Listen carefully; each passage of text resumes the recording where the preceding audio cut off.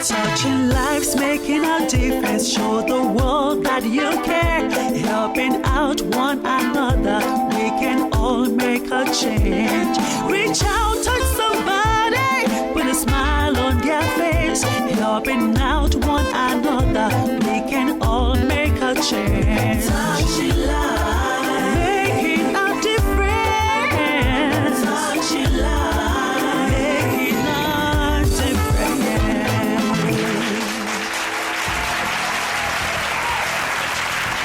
A very warm welcome to you all to Airtel Touching Lives. Later on in the show, we travel with my colleague AC to the Upper East region for our feature story. But for now, it's Gabriel from last season. Living there, if you are not careful, you grow up with nothing. How? What you would think about is to complete junior high early and go and marry. Really? And get some place to farm. Meanwhile, there are a lot of that without even thinking about whether you can take a step further in terms of education. Tell me about family back in the village. Together with my parents, we are 3 sisters and 2 brothers. And we depend on maybe the little farming that we make. After taking what we eat, the rest then we will sell. So that little money is what we will depend on. So here, how do you manage to pay your fees? Right now, I'm owing a huge sum of money. About 35. You owe 3,500 Ghana cedis. Wow, how come? It's because my parents are not able. The Zane Touching Lives team is covering all the debts you owe in school, and we are paying for an extra year of your study at the university. And aside from this also, Zane is offering you an internship with them, so you don't have to worry about where to go for your internship anymore. Right after, you're going straight to Zane to do your internship. Gabriel joins me on the program. How are you doing? I'm doing great. How has life been like for you since we last met on Airtel Touching Lives? Oh, it's been quite going on well. All my fees I was owing was paid by Airtel Touching Lives, and I've successfully completed the school. Now we have a safe water at the community. To drink. Yeah, and it's also right on the school compound, so now the school children don't have to go a long way to fetch water. And how was the attachment that you did with Airtel? Great, it was great. I was in the finance department at the treasury section. I was in charge of disbursing checks to customers when they come along. And I was quite surprised when one day I was called upon that I've won 2 awards. From the company? Yes. Tell me about that. It was Live the Value Award and the Achievers Award. Oh, it's been great speaking to you, Gabriel. Your community looks up to you for greater achievements. There's more to come on Airtel Touching Lives right after this break.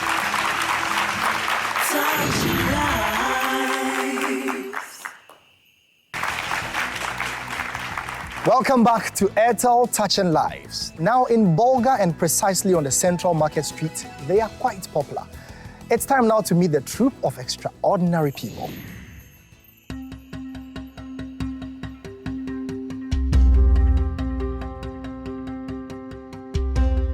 Globally, people with disabilities are perceived as lesser in society, always being looked down on, always at the receiving end.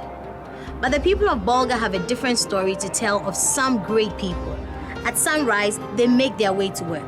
They crawl, use old wheelchairs and sticks as aids. They're cobblers, they're poor, they're disabled.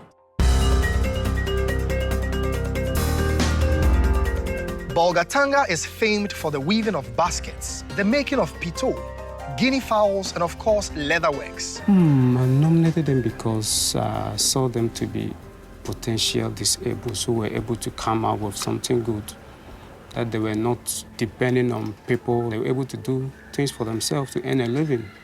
So all along, I've been thinking of how to help them. So when this opportunity came, I decided to just try and see what will happen, if there could be any help for them. Lodek has lived and worked in the area for many, many years. Greetings, Lodek. How are you? Oh, fine. How's Bolga? Volga is fine. Tell me about yourself. I was born in Sekendi Takrady. That was 1959. I attended my school about class 1 to class 2, and I was paralyzed, and that was 1969 in Volga here. So my father is a policeman rather. So we traveled to Huadaklu. So as a layman, you can't give your boy somebody to look it for him. My father roamed with me, but my village is Waringo. My father can't carry me there, asked me I want to learn a work. So I went to Rehabilitation Centre. That was 1983. What did you learn there? I learned shoemaking and leather work. So how long have you had the shop? Okay, we have had the shop past more than 12 years now. Who else runs the shop with you? As of now, we are more than about 6. And we get the able people who can help us.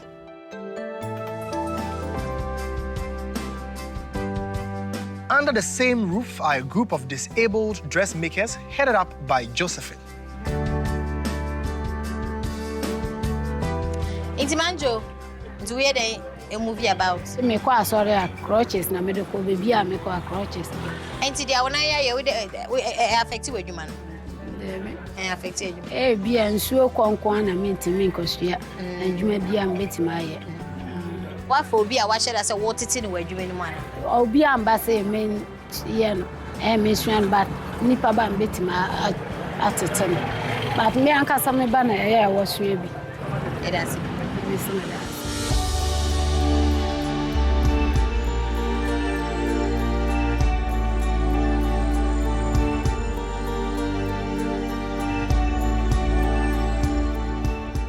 In their small community, they are the hands that give to those in need, with a cause to achieve and build a life for themselves.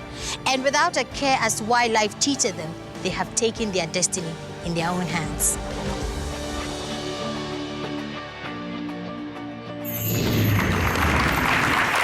I mean, many people in your condition would have resigned on life. But Airtel has something special for you. 8 wheelchairs and 3 crutches to go with it also. 5 sewing machines. 5.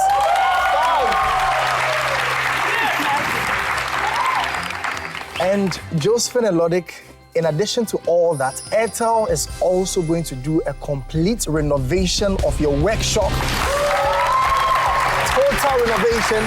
Airtel is constructing for you a new showroom. So all the shoes that have been finished can be displayed there for your customers to come and buy. Thank you.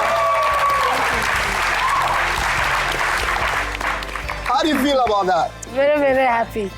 And that certainly is our business, touching lives so that those lives can move on and touch others. There are yet more lives to be touched when we return. Touch lives.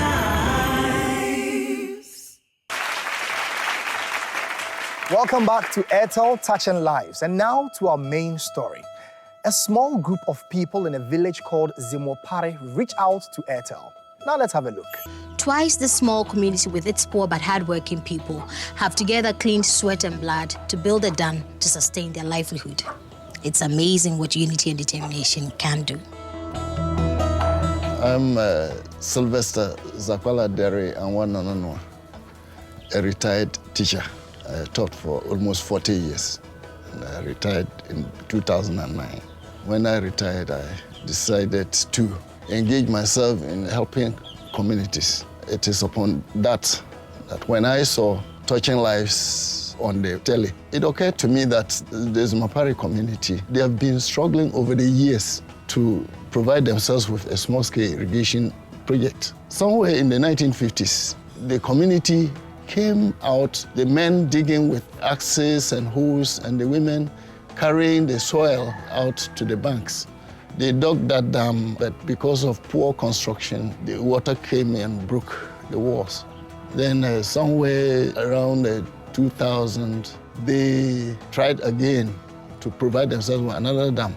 And that one too was poorly constructed, and the waters broke the walls. So as at now, what is left does not hold any good quantity of water. So the animals that they rear are always struggling to get water during the dry season. Located almost 2 hours north of Wa, Zimopare has been in existence for more than 300 years. Baba Ansma, Yebi a song. Tell me about what you do. Kuala kan kuara. En kuara kuop ke gula gulum. And tuma channel to kemi minye blank di kaja anama palini. Do you get as much rain as you would like? Asawa kibe. Sabawa adike tubata kuwa na tontonha. Sabawa tubata tonwara kura. What about the dam? Does the dam not help you do irrigational farming? Ana tu lizai burina mabana o bala tatona o sangela. Oto adamende bebes ana tu asonte kare kuwa agareni mitoria. Who built it and what happened? How did it break down? Adam kura de saminele tu. Impoebe te hatu. Another adabon korana. Te tu le onone ibma ayire abegra. Tell me about your farm. Quarter me kon ya chibi kama be benga be simbi be soybeans be muni be inji alante ko. Ja we ina meten kesa. If you were to take an educated guess, looking at the community and the number of farmers there are here, how many people are likely to benefit from the dam? So aka te yamana na kwa te ate yaka da ko wate ko te to no ha ko to na be ko wate tanto ngan ne ba tanto ka se ma 1,500 be 2,000 tanto ngan. Do you do off-season farming as well? No, te ko musa te better ko na ma ko na sion na te ko. Zimpari had a dam in 2000, which the community depended on largely for farming activities and domestic activities. Why have you not thought to build the dam again to help your farming? So se ana so to tera am libera to na dama o te mo te katna be ate mu ko be mbala ko te tera libera to dama so te men ne be wa ndinye enyo be to ko te to fa che te mo ko to wa dam libri mi ko te mo to nya libi to ne ibi te mo ko te mo to nya na die na wa ke se le dele to ne dama ana so na sang ko to le to. If Zimpari were to get a bigger dam, how would it help you? Malatu adam pupong ko asma parana. Kasma para bibita kanira. Matona nyala somo kan kayi adam pupo akoba. Adam ona tona son kare kuara, ason kare guolo, ason yele yaka atengapo. What would the dam mean for you personally and your family?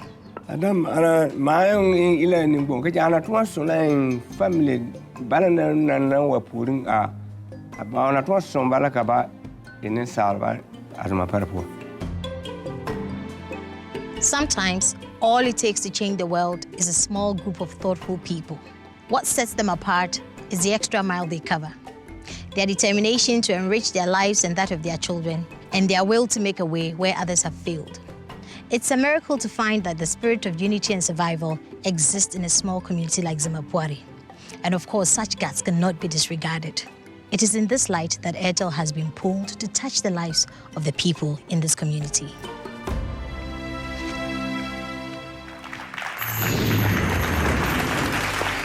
Sylvester, were you around when you first had the dam? The first dam was constructed at the time I was in primary school. And how was life like then? Life was really difficult. Sometimes our rains failed us. The animals had no water during the dry season. As at now that I'm even talking, there is no water around that the animals can drink. Well, I'll tell you this, Mr. Sylvester. Airtel is committed to giving the village of Ziopare technical advice and material support for the construction of that dam that is going to your community.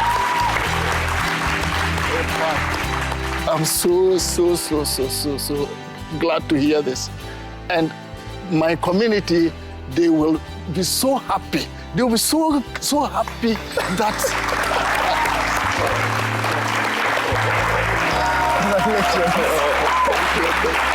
Next week on Touching Lives, Salvation School is in Adaklu in the Volta region, and they host our team.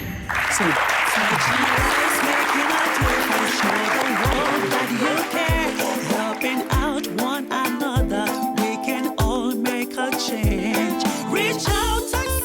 Stephanon and Sylvester receive our thanks for nominating stories.